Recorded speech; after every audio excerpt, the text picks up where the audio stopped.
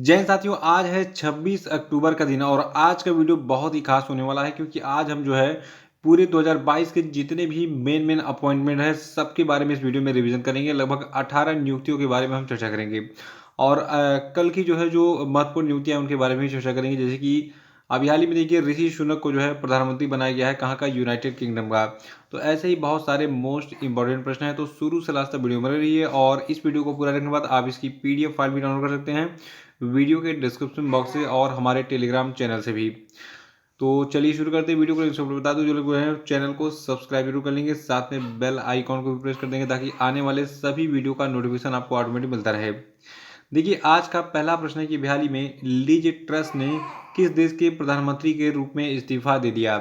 तो देखिए जो आपकी लिज ट्रस हैं ये यूनाइटेड किंगडम की जो है प्रधानमंत्री थी और इन्होंने अपने पद से इस्तीफा दे दिया है क्योंकि ये उस पद को संभालने योग्य नहीं थी। देखिए जो ब्रिटिश प्रधानमंत्री लिज ट्रस है इन्होंने अभी हाल ही में घोषणा की कि इनकी जो नीतियां हैं उसके बाद आर्थिक उथल पुथल शुरू होने हो गया था, कहाँ पर, यूनाइटेड किंगडम में। और पार्टी को विभाजित करने के बाद वो कंजर्वेटिव पार्टी के नेता के पद से जो है हट जाएंगी। देखिए इनका जो कार्यकाल है ये केवल 35 दिनों तक रहा।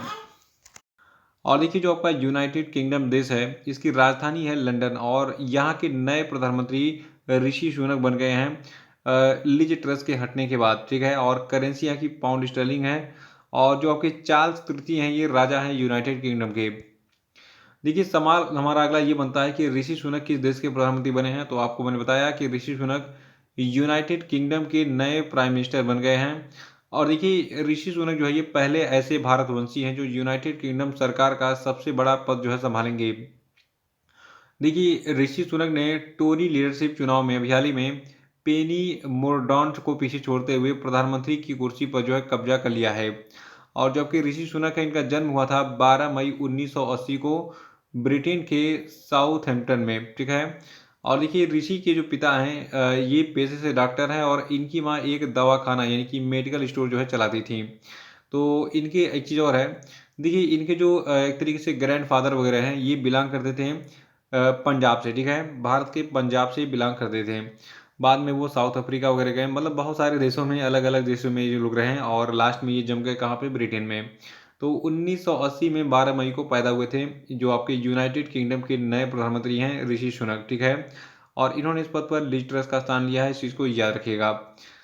और भारत के लिए बहुत गौरव की बात है कि कोई भारतवंशी जो है ये अंग्रेजों पर शासन कर रहा है। देखिए अंग्रेज कभी हमारे पर शासन किया करते थे, अत्याचार करते थे, लेकिन अब देखिए एक भारतवंशी वहाँ पे जाके जो है शासन कर रहा है। देखिए आज थोड़ा सा हम बात करेंगे कौन क्या है, यानी कि नई नियुक्तियों पे।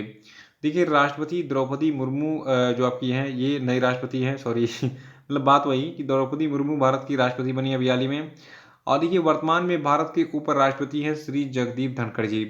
और भारत के नए सीएजी हैं गिरीश चंद्र मुर्मू और नीति आयोग के जो नए सीईओ बने हैं इनका नाम है परमेश्वरन अय्यर। देखिए जो भारत के नए सीडीएस यानी कि चीफ ऑफ डिफेंस स्टाफ बने हैं इनका नाम है अनिल चौहान। और देखिए ब्रिटेन के नए राजा बन गए हैं प्रिंस चार्ल्स और आकाशवाणी की समाचार सेवा की महानिदेशक बनी है वसुधा गुप्ता। राष्ट्रमंडल संसदीय संघ के कोषाध्यक्ष अनुराग शर्मा चुने गए हैं और अखिल भारतीय फुटबॉल महासंघ के अध्यक्ष बनाए गए हैं कल्याण चौबे। और देखिए shipping corporation of India limited के नए अध्यक्ष और एमडी बन गए हैं विनेश कुमार त्यागी। संयुक्त राष्ट्र महासभा ने यूएन मानवाधिकार आयोग का प्रमुख वोल्कर टर्क को अपॉइंट किया है। और देखिए हॉकी इंडिया का अध्यक्ष बनाया गया है दिलीप तिर्की को और भारत के नए अटॉर्नी जनरल आर वेंकट रमणी बन गए हैं।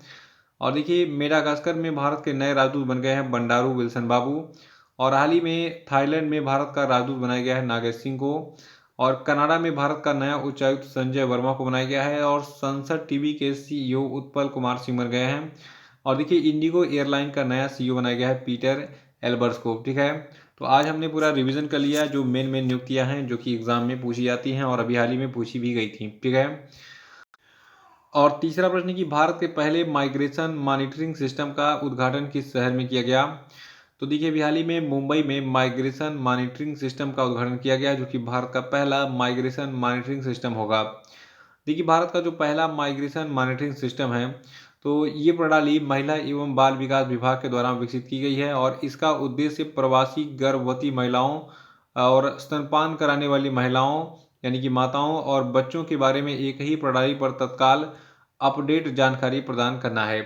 और चौथा है कि किस संस्थान ने राष्ट्रीय बौद्धिक संपदा पुरस्कार 2021 और 22 जीता। तो देखिए जो राष्ट्रीय बौद्धिक संपदा पुरस्कार 2021-22 है, इसको जीता है आईआईटी मद्रास ने। देखिए जो भारतीय प्रौद्योगिकी संस्थान मद्रास है, इसको पेटेंट दाखिल करने, अनुदान और व्यावसायीकरण के लिए जो है शीर्ष भारतीय शैक्षणिक संस्थान के रूप में पहचाना गया है। और देखिए ये पुरस्कार उद्योग और आंतरिक व्यापार संवर्धन विभाग, वाणिज्य और उद्योग मंत्रालय के द्वारा प्रदान किया गया है आईआईटी मद्रास को। तो याद रखिएगा Indian institute of technology Madras यानी कि आईआईटी मद्रास, इसको भारतीय प्रौद्योगिकी संस्थान कहते हैं आप हिंदी में। तो भारतीय प्रौद्योगिकी संस्थान मद्रास को राष्ट्रीय बौद्धिक संपदा पुरस्कार 2021 और 22 दिया गया है हाल ही में। और अगला कि सेंटी मिलेनियर के उदय पर वैश्विक शोध में भारत का कौन सा स्थान है। तो देखिए सेंटी मिलीनियर के उदय पर वैश्विक शोध में भारत का तीसरा स्थान है। और इस सेंटी मिलीनियर के उदय पर वैश्विक शोध में जो है नंबर 1 पर आपका अमेरिका है, यानी कि पहले स्थान पर अमेरिका है, दूसरे पर चीन है। सेंटी मिलीनियर क्या है, बहुत सारे लोगों के दिमाग में स्ट्राइक हो रहा होगा, इस सेंटी मिलीनियर आखिर है क्या। देखिए सेंटी मिलीनियर के बारे में आपको बताने जा रहा हूँ, ध्यान सुनिए। देखिए अभी हाल ही में सलाहकार फर्म हेनले एंड पार्टनर्स के एक नए सर्वेक्षण के अनुसार सेंटी मिलियनर्स की वृद्धि पर दुनिया के पहले वैश्विक शोध में भारत तीसरे स्थान पर है। सेंटी मिलियनर्स ऐसे व्यक्ति होते हैं जिनकी संपत्ति 830 करोड़ रुपए यानी कि 100 मिलियन अमेरिकी डॉलर से अधिक है। ठीक है, तो देखिए किसी भी व्यक्ति की अगर आय जो होगी, ठीक है, अगर इसकी आय यानी कि संपत्ति 100 मिलियन अमेरिकी डॉलर से अधिक है तो उसको सेंटी मिलियनर का दर्जा दिया जाएगा। और इसको रुपए में आप कह सकते हैं 830 करोड़ रुपए। ठीक है, यानी कि कोई भी ऐसा व्यक्ति होगा जो 830 करोड़ से ज़्यादा की संपत्ति रखता है, वो सेंटी मिलियनियर की सूची में आता है। और देखिए भारत में दुनिया के कुल 25,490 सेंटी मिलियनियर में से 1,132 सेंटी मिलियनियर हैं। ठीक है, और इस मामले में भारत अमेरिका और चीन के बाद तीसरे स्थान पर है। अगला है कि हर साल विश्व विकास सूचना दिवस यानी कि वर्ल्ड डेवलपमेंट इंफॉर्मेशन डे कब मनाया जाता है। तो देखिए 24 अक्टूबर को हम विश्व विकास सूचना दिवस मनाते हैं और ये दिन विभिन्न राष्ट्रों में विकास के आसपास की समस्याओं और उन्हें दूर करने के समाधान के प्रति जागरूकता पैदा करने के लिए मनाया जाता है। और देखिए 1972 में संयुक्त राष्ट्र महासभा ने विश्व विकास सूचना दिवस की स्थापना की थी। और अगला कि 2023 फीफा महिला विश्व कप के लिए अनावरण किए गए शुभंकर का क्या नाम है। तो देखिए 2023 फीफा महिला विश्व कप के लिए अनावरण किए गए शुभंकर का नाम है तजुनी। देखिए पेंगुइन तजुनी जो है, जो कि आपका कुछ इस प्रकार से दिखती है। ठीक है, तो यही है पेंगुइन तजुनी। तो इसको ऑस्ट्रेलिया और न्यूजीलैंड के अगले साल होने वाले यानी कि 2023 में होने वाले फीफा महिला विश्व कप के आधिकारिक शुभंकर के रूप में जो है इसको चुना गया है। अगला है कि किस तिथि को संयुक्त राष्ट्र दिवस यानी यूनाइटेड नेशंस डे मनाते हैं हम। तो देखिए संयुक्त राष्ट्र दिवस 24 अक्टूबर को मनाया जाता है, क्योंकि देखिए 1948 से हर साल 24 अक्टूबर को ये दिवस मनाया रहा है। और ये दिन 1945 में संयुक्त राष्ट्र के चार्टर के लागू होने की वर्षगांठ का प्रतीक है। वर्तमान में देखिए रुचिरा कम्बोज जो है ये संयुक्त राष्ट्र में भारत की अस्थायी प्रतिनिधि हैं, इसको नोट कर लीजिएगा। देखिए जो आपका संयुक्त राष्ट्र है इसका जो मुख्यालय है आपका है अमेरिका के न्यूयॉर्क में, नोट कर लीजिएगा इसको। और याद तो होगा ही आपको, पहले से मैं कई बार बता चुका हूँ। और अब हम बात करेंगे आज के सभी क्वेश्चन पे। देखिए आज का पहला प्रश्न है कि हाल ही में किस देश की कैबिनेट ने कानून को खत्म करने की मंजूरी दे दी है जिसमें तलाक के समय गर्भवती महिलाओं को दोबारा शादी करने से पहले 100 दिन का इंतजार करना पड़ता था, बताइए। और दूसरा कि PMAYU अवार्ड 2021 में किस राज्य को सर्वोच्च सम्मान दिया गया, बताइए।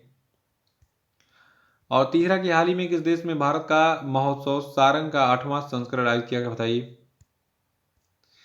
चौथा है कि यूबी के नए अध्यक्ष कौन बने हैं, नाम बताइएगा। और पांचवा प्रश्न जो है ये आपके लिए कि हाल ही में किस महिला को अंतर संसदीय संघ की कार्यकारी समिति के सदस्य के रूप में चुना गया, बताइए। और अब हम बात करेंगे पिछले पूछे गए सभी क्वेश्चन अपडेट के क्षेत्रों की। देखिए भारत के दूसरे chief of defence staff Anil Chauhan बन गए हैं। भारतीय पुरातत्व सर्वेक्षण ने हाल ही में जो आपका मध्य प्रदेश राज्य है वहां पर बौद्ध गुफाओं और मंदिरों के अवशेष पाए हैं, इसको नोट कर लीजिएगा, बहुत ही इंपॉर्टेंट है। और भारत के नए अटॉर्नी जनरल आर वेंकट रमणी बन गए हैं। और देखिए अंतर्राष्ट्रीय अंतरिक्ष स्टेशन की कमान संभालने वाली पहली यूरोपीय महिला हैं सामंथा क्रिस्टोफोरिटी। और दुर्गावती टाइगर रिजर्व जो है ये मध्य प्रदेश का नया टाइगर रिजर्व बन गया है। तो इसी के साथ आज का ये सेशन समाप्त होता है। जय हिंद।